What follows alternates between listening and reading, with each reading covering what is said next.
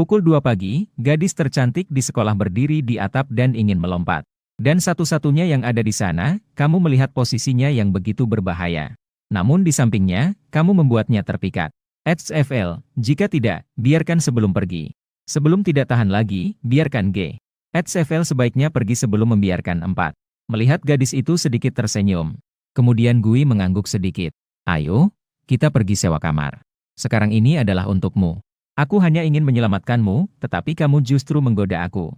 Saat tertegun, Su Qingsui menarik tanganku dan ingin turun. Namun saat itu, gadis itu tiba-tiba terpeleset. Dan seketika, dia memelukmu dan kita meluncur ke bawah. Wanita sederhana. Jika ada kehidupan selanjutnya, aku dan kamu tidak akan selesai. Sekali lagi, membuka mata. Kamu menyadari bahwa dirimu terlahir kembali.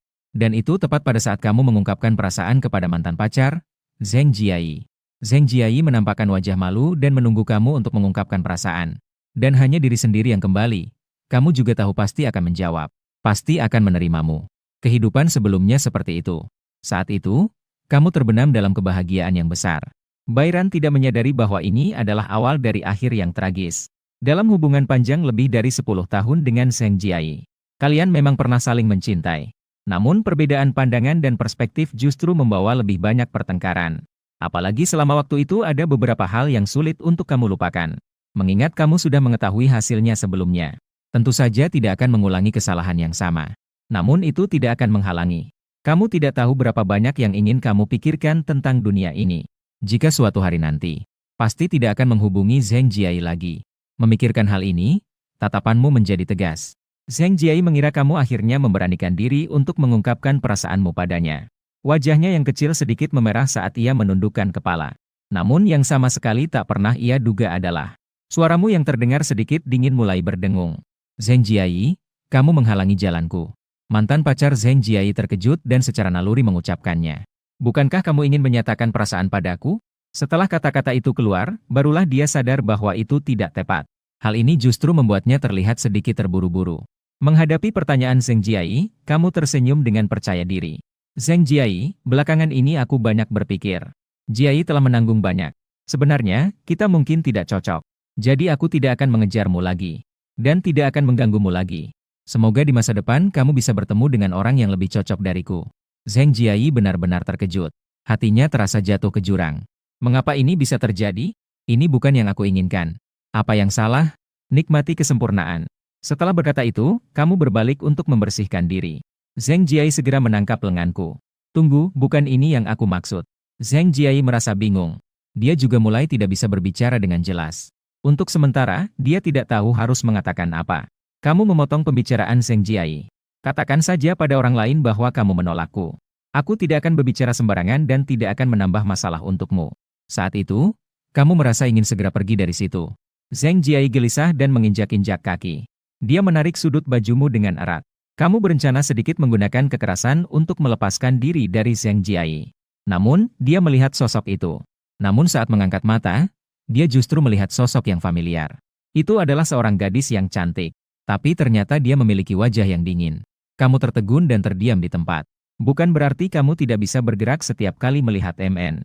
Melainkan itu adalah sosok tinggi yang anggun di depanmu. Penyebab kamu terlahir kembali. Orang-orang yang menonton sedang terkejut. Mereka juga memperhatikan gadis dingin yang membuat semua terkejut. Dia juga melihat semua orang terkejut oleh gadis dingin itu. Bukankah itu gadis tercantik di sekolah, Su Qingsui? Mendengar kata-kata mereka, kamu terlihat bingung. Dalam kehidupan sebelumnya, hanya ada Zheng Jiai di matamu. Sama sekali tidak peduli. Tra yang diet, masih belum tahu bahwa orang itu adalah gadis tercantik di sekolah yang seangkatan denganmu. Tidak tahu jika dia sangat anggun. Tidak begitu berbicara. Dengan si idiot menangis di atap. Sama sekali tidak terhubung. Kamu tidak merasakan sedikit pun rasa kagum? Ternyata kecil. Ternyata dunia ini begitu kecil. Ia tentu saja mendengar pembicaraan siswa-siswa. Tapi dia sudah terbiasa dengan itu. Jadi dia berencana untuk pergi dengan ekspresi datar seperti biasanya. Bayanganmu terpantul dalam dirinya. Su Qingsui mengangkat tatapannya. Yang terlihat adalah wajah yang cukup tampan. Masih ada aura nakal yang sulit diungkapkan. Saat dia tidak mengerti apa yang ingin kamu lakukan. Fu tiba-tiba menariknya tanpa berkata apa-apa, lalu dengan langkah agak goyah berjalan menjauh dari kerumunan. Situasi apa ini? Su Qingsui lebih tepatnya bukan dingin, melainkan fobia sosial. Jadi ketika kamu menariknya dari kerumunan, dia hanya mengikuti secara naluriah. Kerumunan yang melihat ini merasa senang. Bukan situasi yang biasa. Bukan seperti yang kalian bayangkan. Bukankah ini sebuah pengakuan cinta? Apakah dia berpaling ke lain hati? Berlari menuju gadis tercantik di sekolah Su? Gadis pemalu dan bodoh Su Kingxin. Setelah kamu membawanya pergi, dia baru menyadari setelah lama. Mengumpulkan keberanian untuk menarik tangannya dari tanganmu. Kamu mau membawaku pergi? Kamu mau membawaku? Tanpa ekspresi. Tapi suaranya tidak sengaja terdengar sedikit mengancam. Kamu sedikit tidak sabar dan berkata padanya dengan nada marah. Jalan aja, banyak omong banget sih. Su Qingsui biasanya dilihat orang sebagai dewi yang dingin. Namun, sebenarnya dia adalah seseorang yang mengalami fobia sosial. Dia hampir menangis karena merasa tertekan oleh tatapanmu. Ekspresinya seolah-olah ingin menangis setiap detik. Dia tampak sangat rentan. Membuatmu sedikit bingung. Membuatmu terpesona. Tidak bisa berkata apa-apa. Begitulah seharusnya. Aku pikir kamu sangat bersikap ramah. Setelah mengatakannya, dia tidak menunggu persetujuan. Dia menariknya keluar dari sekolah. Su Qingsui terdengar bingung dengan kata-katamu yang tidak jelas. Yang membuatnya tidak siap. Seolah-olah rahasia di dalam hatinya terlihat oleh orang lain. Dia sepertinya tahu siapa diriku yang sebenarnya. Namun, dia ingin membawaku ke dalam hatinya. Aku sendiri juga tidak bisa menjelaskan alasannya. Padahal, di depan mata ada seorang pemuda yang sangat dominan. Dan dia langsung membawanya pergi tanpa banyak bicara.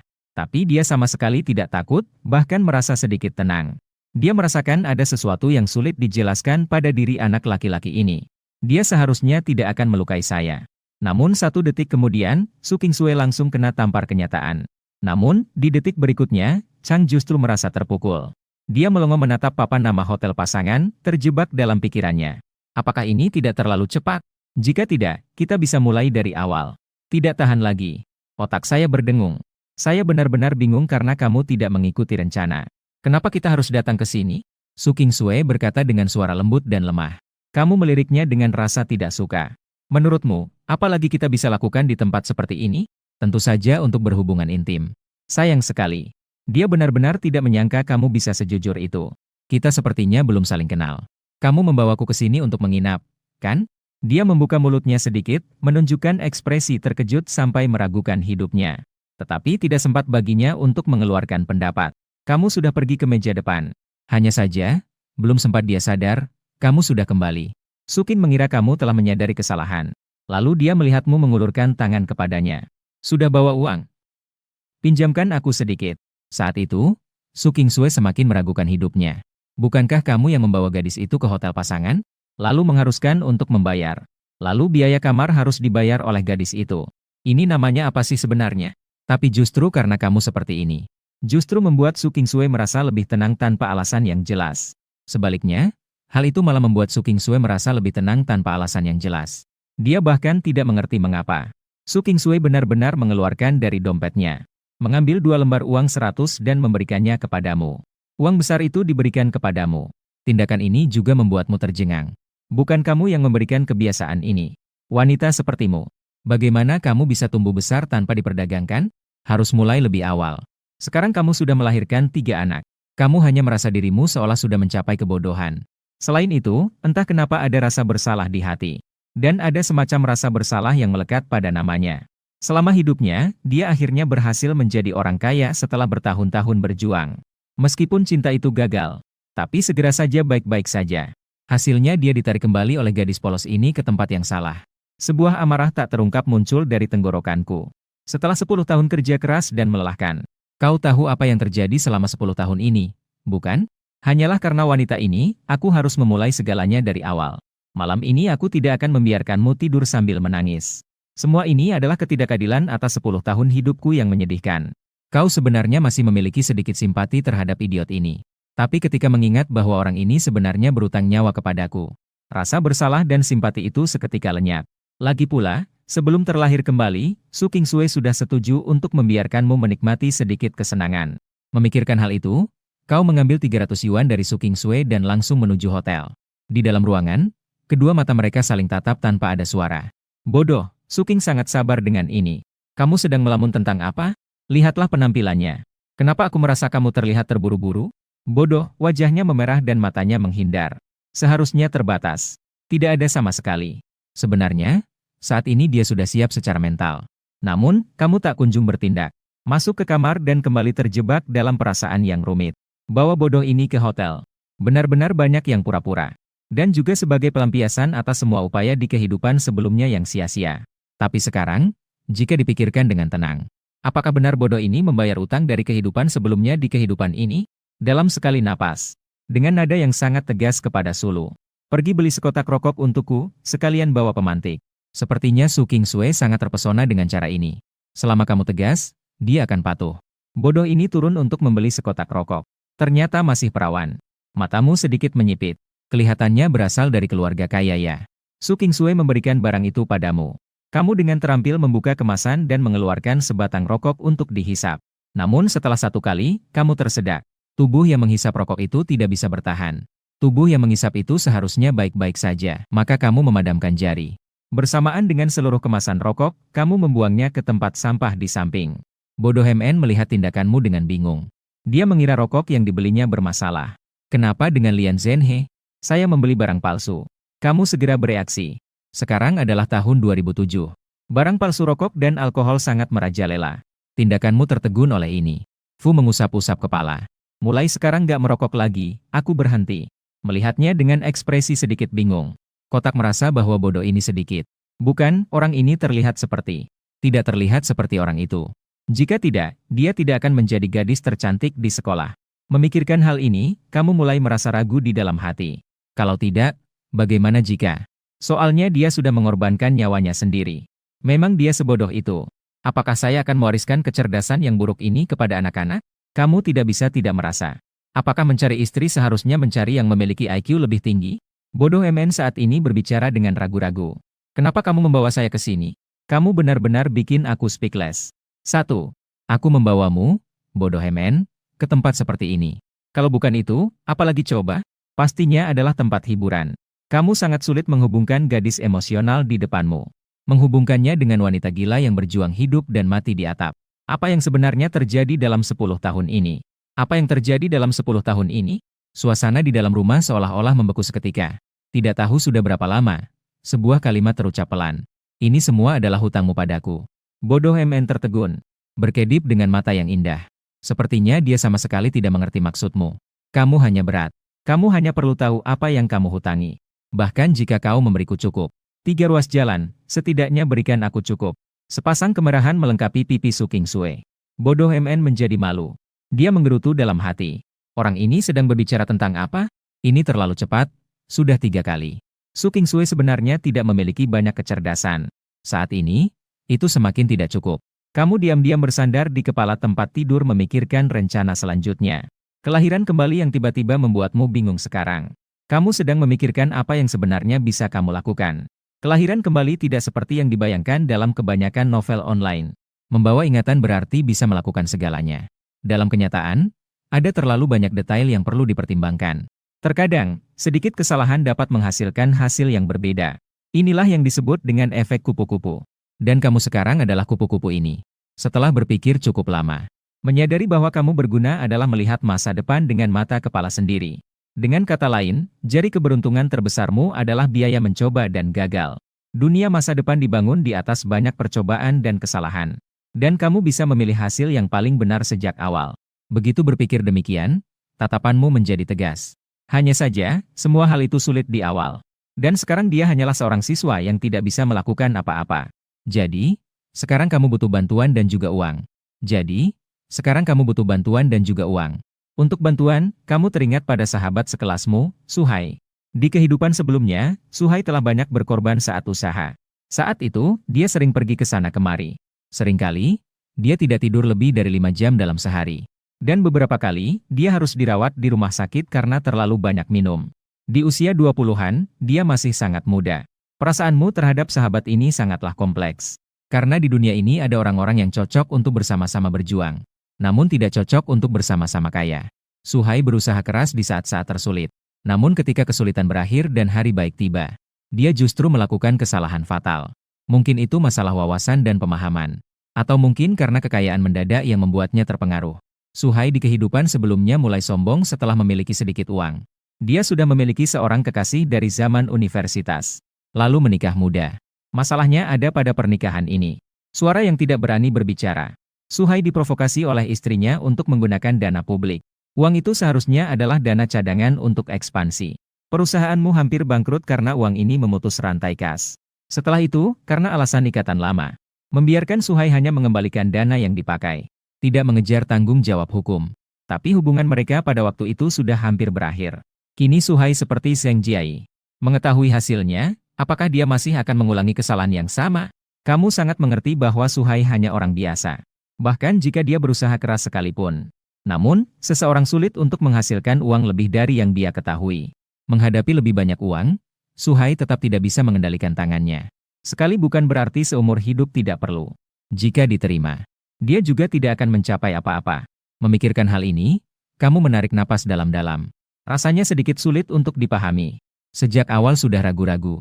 Suara yang tidak berani terdengar. Su Qingsue yang tidak berani bersuara melipat bibirnya dengan lembut.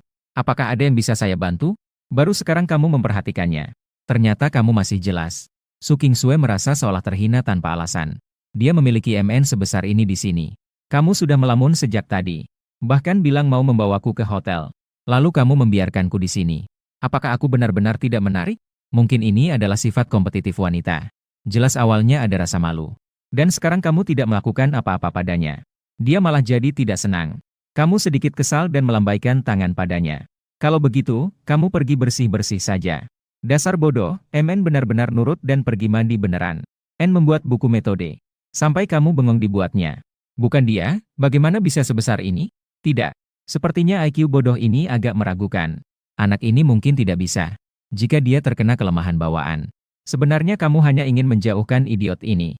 Sekarang kamu perlu tenang dan berpikir dengan baik. Apa yang bisa dilakukan di garis waktu ini? Jika Suhai sudah percaya, kamu hanya bisa memikirkan siapa lagi yang bisa dipercaya. Tiba-tiba sosok muncul dalam benakmu. Tepatnya dia adalah orang yang menjadi kunci kesuksesanmu dalam berbisnis di kehidupan sebelumnya. Setengah dari pencapaianmu di kehidupan sebelumnya ada di tangannya. Lin Si, mahasiswi dari Universitas Keuangan Shanghai. Saat kamu bertemu dengannya di kehidupan sebelumnya, Lin Si sudah melakukan magang sebelum lulus. Kamu secara kebetulan pernah membantu Lin Ming. Mereka berdua menjadi teman. Lalu kemudian kalian memulai usaha bersama. Lin Si memainkan perannya dalam pencarian kecantikan. Memberikan banyak bantuan untuk kesuksesanmu. Kamu menyandarkan dagu dan berpikir keras. Lin Si pada waktu ini seharusnya berusia 2. Pertama, cari cara untuk menarik Lin Si ke dalam rencana. Saat dia bersemangat merencanakan tujuan berikutnya, dia membuka pintu kamar mandi.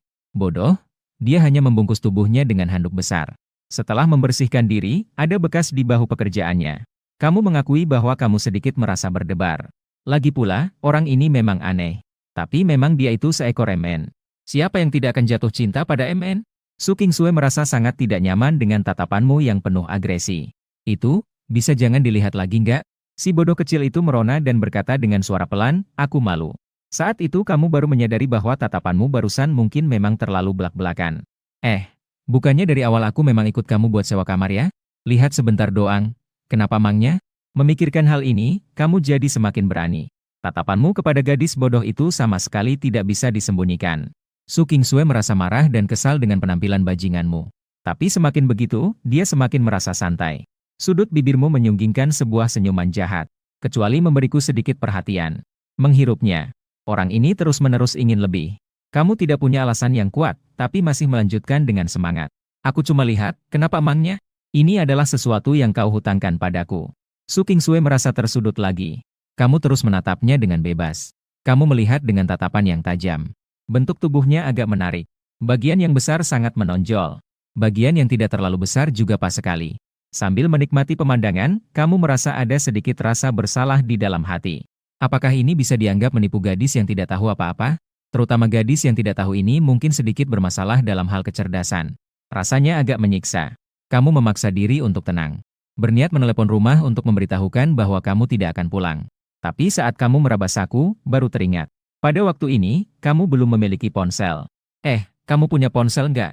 Kamu tanpa segan bertanya pada si bodoh. Su Qingsue dengan bibir kecilnya mengatur tangannya. Dia sedikit memperbaiki posisinya. Lalu melihat ke arah layar. Nokia N95, bagus sekali. Meskipun itu adalah anak orang lain. Ini adalah benda kelas 107 tahun untuk N95. Tahun 2007 ngeluarin 6.000 yuan buat beli barang beginian. Kualitasnya tidak kalah dengan tahun 2000-an setelahnya. Tingkatnya tidak kalah dengan tahun 2020-an setelahnya. Buah kegiatan. Kamu mengambil ponsel dan menghubungi rumah. Malam ini kamu tidak akan pulang. Tinggal di rumah teman selama beberapa waktu. Kamu berusaha untuk berbicara sesedikit mungkin. Khawatir perubahan diriku terlihat jelas. Sampai-sampai orang tuanya menyadari ada masalah. Mengembalikan ponsel kepada Su Qingchang. Kenakan pakaian dan ikut aku turun untuk makan sesuatu. Su Qingsue sedikit bingung. Apa ini sudah selesai? Ini juga tidak menyenangkan. Sebuah suara. Apa yang sudah berakhir? Aku memesan kamar untuk menginap. Mari makan dulu, nanti ada sesuatu untukmu. Su Qingsue dengan bingung mengedipkan matanya. Seulas merah muncul di pipinya. Siapkan pakaian. Lihat Ember siap untuk mengenakan pakaian. Siap untuk pergi. Dengan rasa suka yang aneh dia berkata. Jika tidak, biarkan aku menyentuhnya terlebih dahulu. Udara seakan membeku seketika. Pada akhirnya, kamu tetap harus membayar harganya. Pada masa ini, tubuh Su Qingsue sudah sangat menawan. Sayang jika tidak mengambil sedikit bunga terlebih dahulu. Keduanya turun satu persatu. Bodoh, MN mengikuti di belakang dengan wajah merah dan tidak berani mengangkat kepala.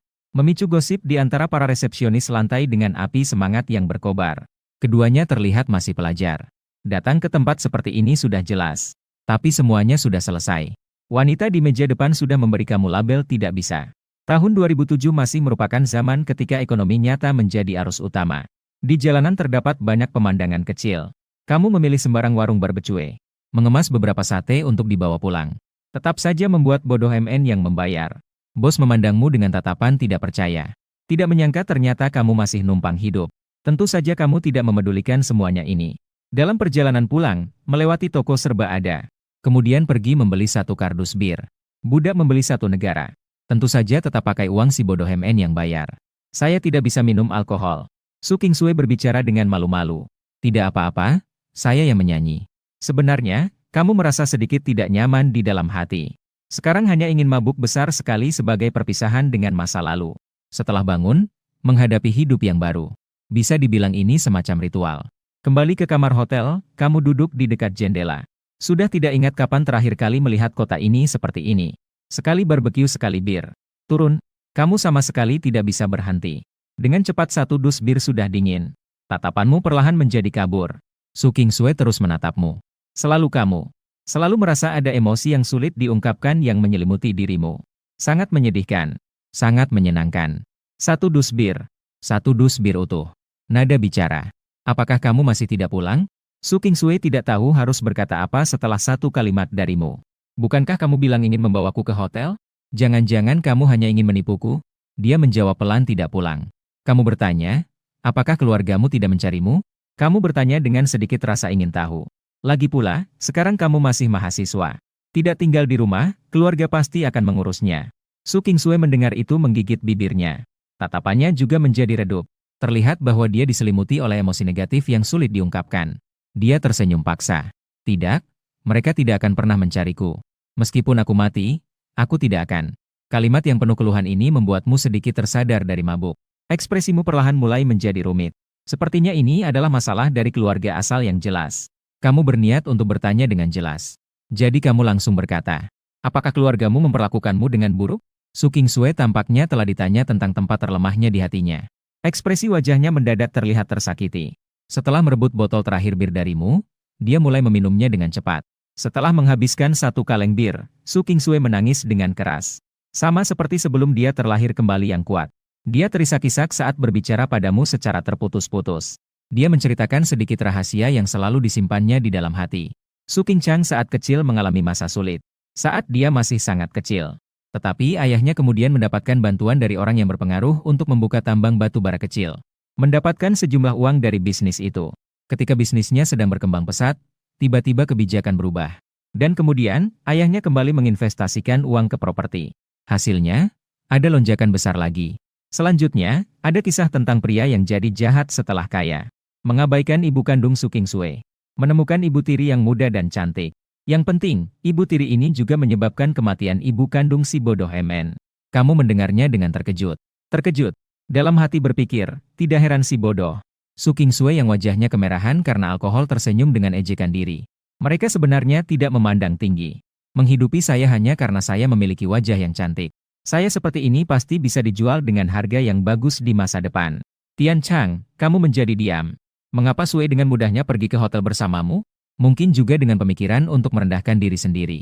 Kamu menepuk punggungnya dengan lembut untuk menenangkan. Jangan khawatir, saya di sini untuk membantu Anda. Agar mereka tidak bisa mengganggumu. Kamu memeluk tubuh Su Qingsui dengan lebih kuat. Menghirup aroma pakaian si bodoh MN yang memabukkan. Mengendus aroma memabukkan dari MN bodoh. Aroma tubuh bodoh MN yang membuat orang terpesona. Tatapanmu mulai kabur. Dalam keadaan setengah sadar, LS yang terus-menerus membuatmu sedikit gelisah. Dalam kebingungan, setelah meraba-raba cukup lama, kamu tidak menemukan sumber LS. Hingga akhirnya meraba ke tempat yang lembut. Suara teriak kesakitan dari gadis itu di telingamu membuatmu terbangun seketika. Si bodoh MN Su Qingsui memeluk dirinya sendiri dengan kedua tangan. Bodoh itu sendiri. Bodoh MN, Su Qingchang memeluk dirinya sendiri. Dengan mata berkaca-kaca, dia menatapmu. Kenapa kamu menggunakan tenaga sebesar itu? Membuat orang lain merasa sakit. Telepon Su Qingsui masih berdering. Ini adalah kebiasaan yang dihadapinya setiap pagi saat bangun. Kamu tertawa kering 2 kali, tidak menyangka bahwa pesta ini berlangsung sepanjang malam. Apakah kamu pergi ke sekolah? Mulut 4. Setelah memakai pakaian dengan baik, kamu tiba-tiba bertanya pada M. Terkejut sejenak dan mengangguk. Kepala tajam. Su terkejut sejenak dan mengangguk. Kalau begitu, pergi minta satu untukku. Dalam beberapa hari ke depan, kamu berencana untuk pergi dan bawa Linsi yang masih kuliah itu. Su Qingsui menunduk sedikit dan bertanya. Kamu mau pergi? Tiba-tiba kamu merasa iseng dan ingin menggoda orang bodoh ini. Jadi kalimat itu keluar dari mulutmu. Saya akan memelihara seorang mahasiswi. Su Qingsui telah duduk di tempatnya. Apa sih jaringan orang ini? Tangan-tangannya menghabiskan saya. Berbalik dan berkata ingin memelihara mahasiswi. Kalimat ini jika diucapkan oleh seorang pria cabul berusia 3 atau 40 tahun. Tidak akan terlalu aneh.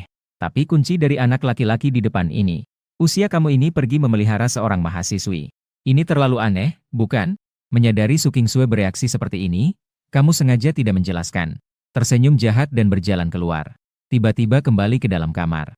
Mengambil kotak rokok Zonghua yang dibuang kemarin dari tempat sampah. Su Qingsui menatapmu dengan tatapan meremehkan. Kamu tertawa ringan dan mengelak. Sia-sia, tapi aku tidak merokok. Tapi bisa menggunakan cara lain. Tapi bisa memberikannya kepada orang lain. Setelah check out, kamu dan Su Qingsui keluar dari hotel bersama. Saat itu, seorang pemuda yang akan berangkat ke sekolah mengusap matanya. Sepertinya aku melihat gadis tercantik di sekolah kita, Su Qingsui. Dia keluar dari hotel bersama seorang pria. Pria itu terlihat sedikit familiar. Sepertinya dia adalah orang yang kemarin sore mengganggu. Tentang bagaimana kamu tiba-tiba membawa pergi Su Qingsui saat kamu mengungkapkan perasaan kemarin. Hal itu sebenarnya menimbulkan kegaduhan di sekolah. Hari ini, orang melihatmu keluar dari hotel bersama Su Qingsui lagi. Takutnya, berita ini akan segera menyebar ke seluruh sekolah. Namun, kamu sama sekali tidak peduli dengan semua itu. Kamu menggandeng Su Qingsui dan bergegas pergi sarapan. Minum terlalu banyak alkohol. Pasti ada sedikit rasa tidak nyaman di perut. Mei Mei makan semangkuk susu kedelai dan cakwe setelah itu. Kamu dan bodoh MN berbicara. Hanya dengan tatapan kosong mengantar pergi. Pria jahat yang membawanya ke hotel itu pergi. Namun dia baru melangkah beberapa langkah tiba-tiba kembali lagi. Su Qingsui sedikit mengernyitkan dahi. Sedikit bingung kenapa kamu kembali lagi. Kemudian melihatmu mengulurkan telapak tanganmu ke arahnya. Sebuah tangan lagi dengan canggung mengusap hidungnya. Beri aku $100. Kamu dengan percaya diri mengulurkan tangan meminta uang. Itu sama sekali tidak sopan. Seluruh tubuh Su Qingsui langsung lemas. Orang ini tidak menyewa kamar. Dia masih ingin menipuku. Jadi dia mengandalkan membiayai mahasiswa dan masih meminta uang dariku. Ya?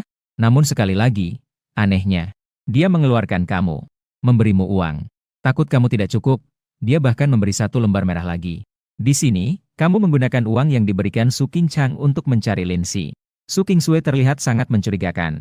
Masuk ke kelas kamu untuk membantumu meminta izin. Kepala sekolah tentu saja mengenalnya. Gadis tercantik di sekolah yang diakui oleh semua orang.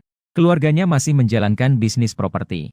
Hanya saja dia tidak mengerti mengapa gadis tercantik di sekolah mau membantumu meminta izin. Di dalam kelas, Zheng Jiai menatap dengan wajah pucat. Sosok cantik di pintu sana. Kemarin sore, kamu jelas ingin mengungkapkan perasaan padanya tapi tiba-tiba menyerah. Setelah itu, kamu pergi bersama Su Qingsui. Zheng Jiai merasa gelisah cukup lama. Tapi dia tidak mau percaya bahwa kamu dan Su Qingsui memiliki hubungan apapun. Hingga baru-baru ini, Su Qingsui datang untuk membantumu meminta izin. Wajahnya menjadi sangat buruk. Apakah rumor di luar sana benar? Apakah 2 orang itu pergi menginap semalam? Sebagai seorang mahasiswi, kamu tentu tidak peduli dengan hal-hal ini. Rasanya sangat aneh. Aula, apakah saya tidak bisa membelinya? Mengambil bus menuju Fakultas Ekonomi. Sembarang universitas. Makan sehat untuk tahun pertama. Menjadi lebih baik. Lalu menanyakan lokasi asrama Lindsay. Lindsay adalah gadis tercantik di Fakultas Ekonomi. Saat ini, di gedung asrama, Lindsay sedang dikejar oleh seorang cowok. Kakak, keluarga kami baru-baru ini sangat kekurangan uang. Saya tidak bisa membeli ujian. Apakah saya tidak membeli? Lindsay hanya melihat adiknya yang sedang tampil di depannya dengan tenang. Tidak ada gelombang di matanya. Orang ini adalah putra orang tua angkat Lindsay, Shan Fangdong. Yang diambil adalah pertandingan sambutan yang nyata. Yang diambil adalah sekolah menengah umum lokal. Dan nilainya juga tidak baik. Orang tua kandung Lindsay meninggal dunia lebih awal. Kerabat di rumah hanya menganggapnya sebagai anak liar. Tidak hanya orang yang mengadopsinya. Akhirnya, Lindsay tetap menjadi seorang gadis kecil. Diadopsi oleh rekan kerja orang tuanya, Fang Mingwei. Tujuan Fang Mingwei mengadopsi Lindsay juga tidak murni. Dia menganggap Lindsay sebagai istri muda Fang Sudong. Lindsay tidak hidup dengan baik di rumah orang tua angkatnya. Semua pekerjaan rumah dilakukan olehnya.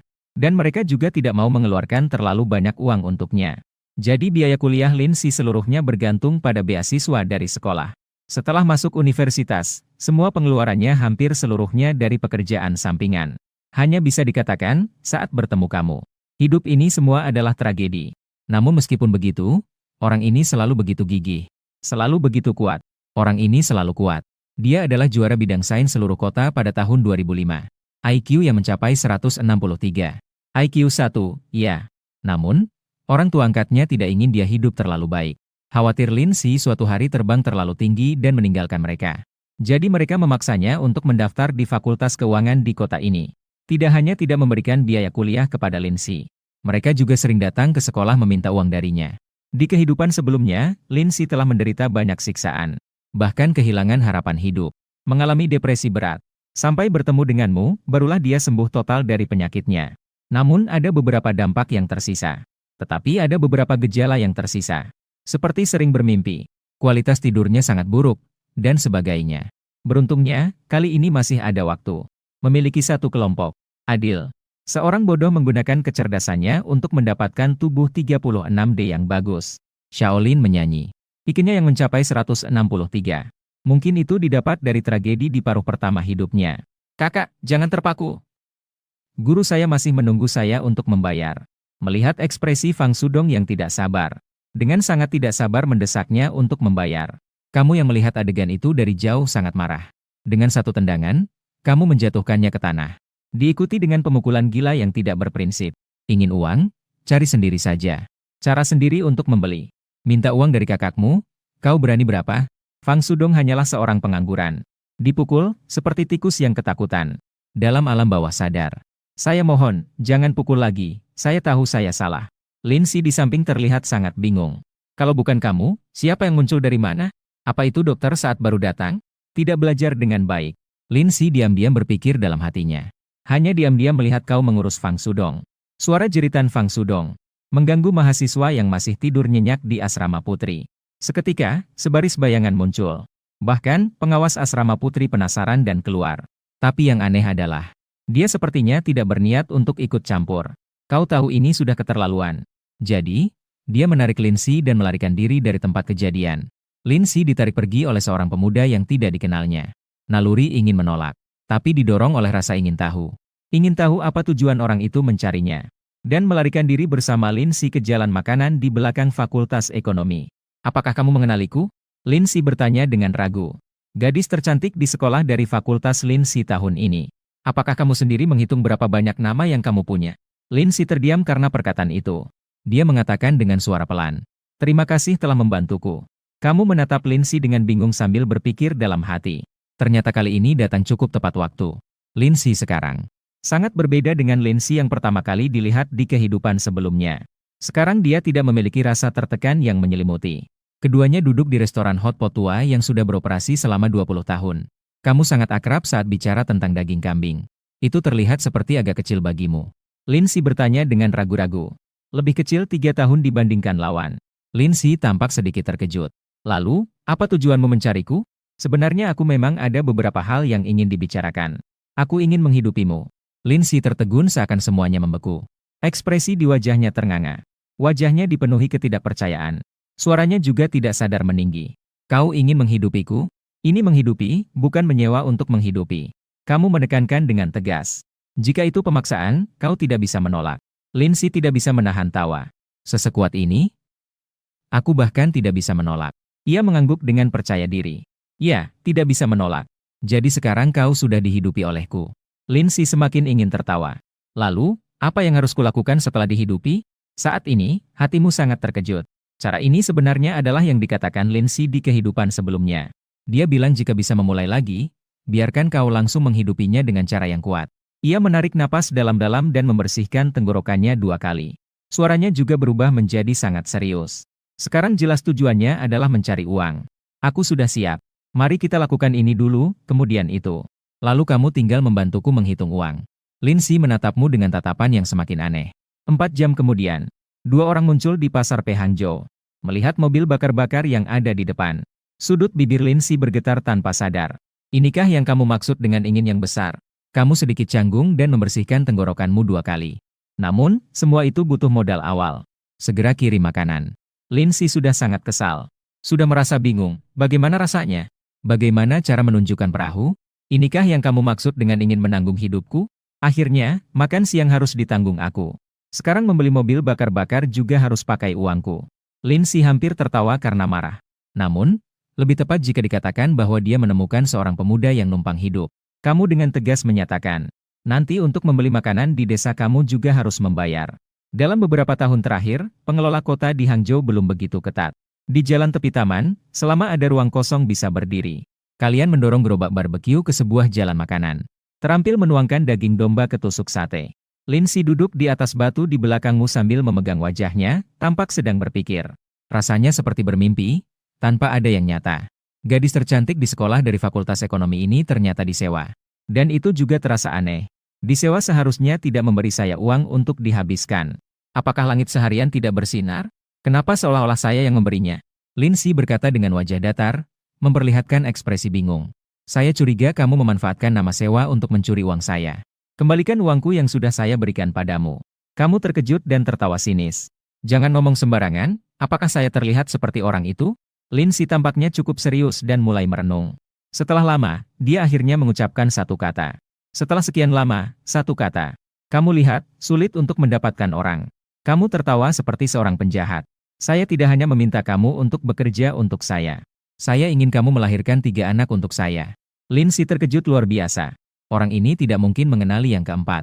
Lindsay, gadis cantik beriki tinggi. Tiba-tiba merasa IQ 163 saya juga tidak cukup. Apakah kamu orang kota? Kamu sedang berpindah daging. Setelah mendengar perkataan Lindsay di belakang, saya hanya ikut mengiyakan beberapa kalimat. Lindsay tampak berpikir saat dia kembali. Jadi, kamu ke Shanghai khusus untuk mencariku. Kamu mengeluarkan suara, pelan. Setelah terdiam sejenak, Lindsay melanjutkan bertanya. Kenapa kamu memikirkan untuk menampung saya? Kamu hanya sibuk berbicara tentang daging. Mengatakan dengan nada yang sangat santai. Melihatnya begitu sempurna. Memikirkan bahwa kalau itu jatuh ke laki-laki lain, sangat disayangkan. Lindsay menyipitkan matanya. Ternyata begini, saya kira kamu datang dari masa depan. Saat sedang berbicara, kamu hanya merasakan keringat dingin di punggungmu. Bukankah IQ 163 itu sangat menakutkan? Dengan beberapa kalimat sederhana saja, dia sudah bisa menebak. Hidup kembali dalam sehari dan rumah idiot. Reinkarnasi pertama dan Mi dan MN menyewa kamar. Keesokan harinya, kakak kelas beriki tinggi itu mengetahui identitas reinkarnator. Bahkan Xiao tidak berani menulis seperti itu. Bagaimana cara menulis? Kau hanya merasa detak jantungmu hampir keluar dari tenggorokanmu. Kau hanya merasa panjang. Kau hanya merasa detak jantungmu hampir keluar, tetapi tetap tidak menunjukkan ekspresi. Berpura-pura tidak tahu seolah-olah bertanya tanpa sengaja. Kenapa orang yang datang dari masa depan terasa begitu aneh? Lindsay berpikir sejenak dengan bibirnya mengerucut. Karena aku benar-benar tidak bisa memikirkan.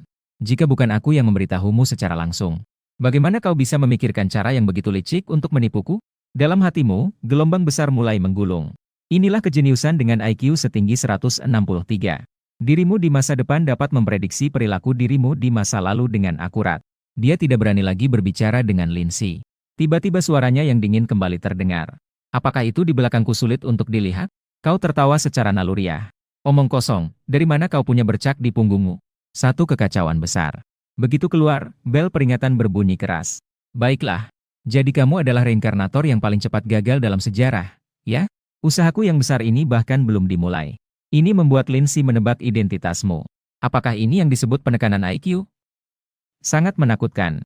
Dengan beberapa kata sederhana, Lindsay berhasil mengetahui identitasmu. Dia memegang wajahnya, berpikir dalam hati.